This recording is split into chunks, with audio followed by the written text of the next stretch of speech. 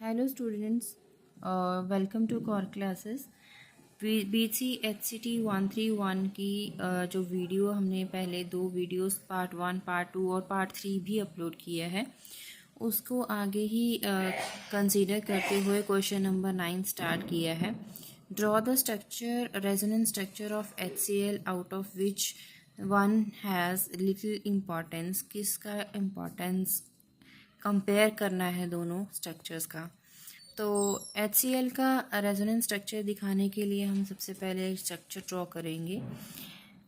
Electronic जो first electron है, only one electron है हमारे पास यहाँ पे हाइड्रोजन के पास, तो it is shown by cross sign, और क्लोरीन के valence electron are shown by dots. तो अगर हम देखेंगे इट हैज़ 7 वैलेंस इलेक्ट्रॉन और hydrogen has only 1 valence electron. और जैसे ही हम इसका रेजोनेंस स्ट्रक्चर बनाते हैं तो उसमें देखिए फर्स्ट रेजोनेंस स्ट्रक्चर में जो 1 इलेक्ट्रॉन है वो डोनेट किया गया है टू द कार्बन क्लोरीन, क्योंकि as compare the if we compare the electronegativity of hydrogen and chlorine, then we come to know that chlorine is more electronegative as compared to hydrogen. So the chlorine will try to pull electron density from hydrogen towards itself, जिसकी वजह से hydrogen getting positive charge, complete positive charge, and chlorine is getting negative charge.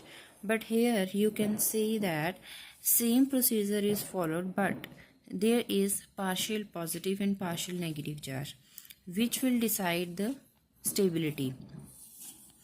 The electrons are localized on the chlorine atom because it is more electronegative than hydrogen. As I said, the chlorine atom will have a partial negative charge and positive charge on hydrogen. In the first resonance structure, the chlorine atom has full negative charge and the hydrogen has full positive charge. But in the second structure, chlorine atom has partial negative charge and hydrogen atom has partial positive charge. Out of these three structures, second structure has little importance.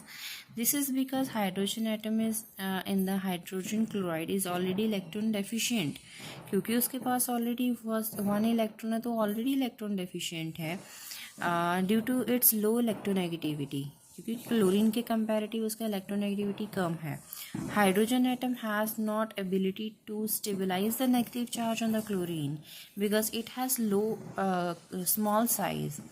So as a result, a second resonance structure is less significant and has less importance. Next question is, write the molecular orbital configuration of O2 positive and O2 negative and calculate their bond orders and comment on their magnetic nature. So we will now draw the structure of O2 negative. So we are drawing here s orbitals, 2s orbital एक hydrogen atom का और दूसरे oxygen atom का 2s orbital, and they are forming sigma 2s orbital and sigma anti bonding sigma star 2s orbital.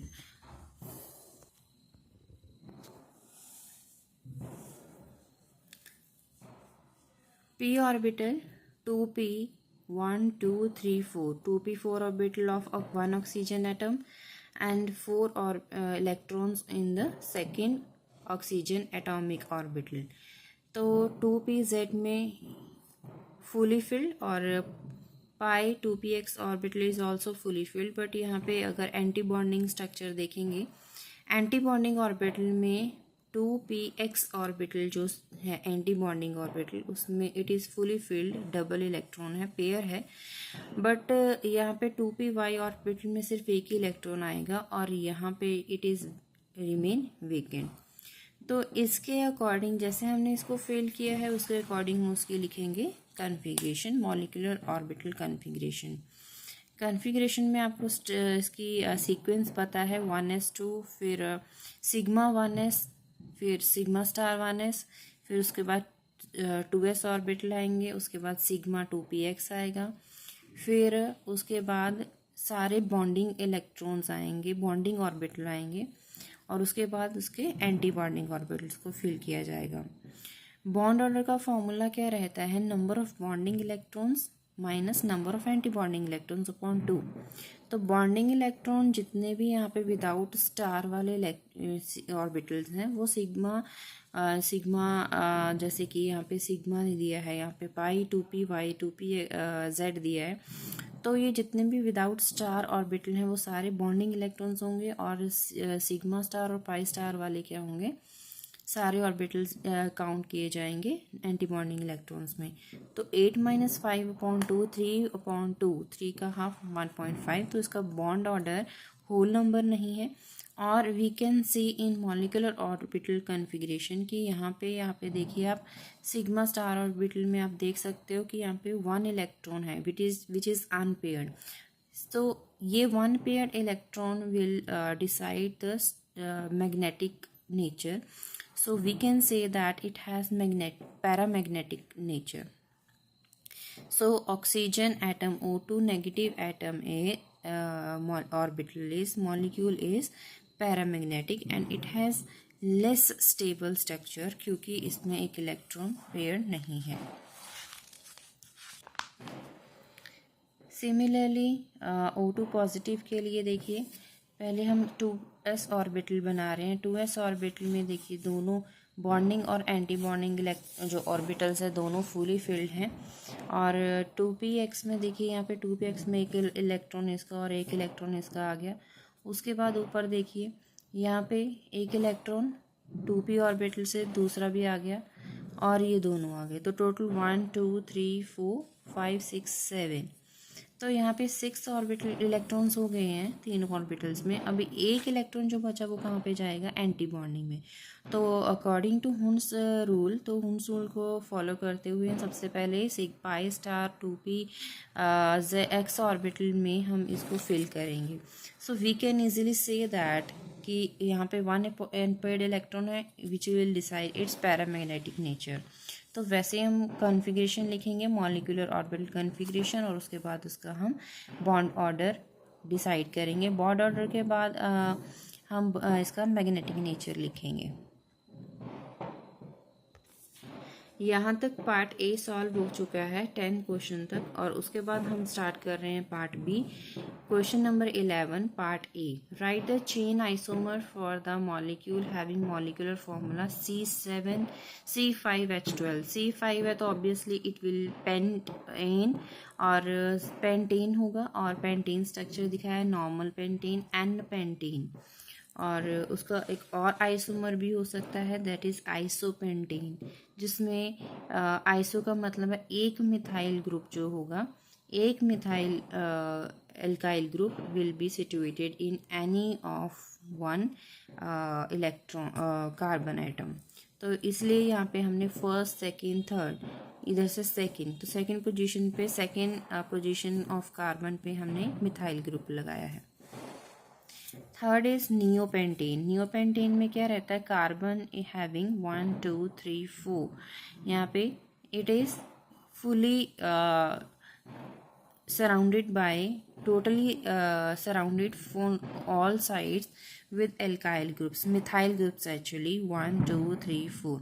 so this structure is known as neopentane. तो इस structure का आप ये आपका पेज है, इसका आप स्क्रीनशॉट लेके इसको नोट कर सकते हो. Next question is right the geometrical isomers for a molecule 1 2 dimethyl cyclopropane. 1 2 dimethyl cyclopropane. पहले तो हमने साइक्लोप्रोपेन बनाया और फर्स्ट और सेकंड पोजीशन में हमने मिथाइल ग्रुप लगाया, तो बन गया ये 1 2 डाइमिथाइल साइक्लोप्रोपेन. पर दोनों में आप देख सकते हो यहाँ पे methyl group are on the same side of the carbon atom, so इसलिए हम उनको बोलेंगे सिस आइसोमर. यहाँ पे दोनों मिथाइल अपोजिट साइड्स पे हैं, one is above the plane and other is below the plane, और ये टूवर्ड्स द ऑब्जर्वर है, और ये जो सिचुएटेड किया गया है मिथाइल ग्रुप वो अवे फ्रॉम द ऑब्जर्वर है, तो it is known as trans isomer. तो हम लिखने में क्या पॉइंट्स नोट करेंगे? Both methyl groups are situated on the same side and in trans isomer methyl groups are situated in the opposite sides. Dipole moment of cis isomer. The cis isomer will have measurable dipole moment, क्योंकि ये जो अगर हम इनका effect देखें तो ये effect जो है मेजरेबल होगा और it is non zero dipole moment. It this structure this cis isomer have non zero dipole moment, but in trans structure यहाँ पे दोनों मिथाइल ग्रुप जो डाइपोल मोमेंट है उनको कैंसिल कर रहा है इफेक्ट. तो इफेक्ट कैंसिल होने की वजह से यहाँ पे dipole moment net dipole moment zero होगा. Because two methyl groups are with their slightly negative carbon atom are oriented towards each other and creating net dipole moment. But in trans isomer, the trans isomer will have a small or negligible dipole moment due to opposing orientation of the methyl groups, and they cancel out their individual dipole moment effect. Question number 12 is write the Fisher projection of stereoisomers of 2,3,4 trihydroxybutanol. तो ट्राईहाइड्रोक्सी मतलब यहाँ पे 1, 2, groups हैं, hydroxy group हैं और किस position पे हैं 2, 3, 4 पे 1, 2, 3, 4 है. यहाँ पे 2, 3, 4 ग्रुप पे हाइड्रोक्सी है और ब्यूटानल है. तो एल्डिहाइड ग्रुप यहाँ पे लगाया हुआ है. तो सबसे पहले हम एरिथ्रोज बनाएंगे और उसके बाद यहाँ पे थ्रियो स्ट्रक्चर बनाएंगे. दोनों में आप डिफरेंस इजीली देख सकते हो. यहाँ पे देखिए H और OH का position is not on the same side. D and L configuration we can draw, in which the D trios we have both the hydroxy groups are on the opposite side. In L trios the hydroxy group is present in left hand side.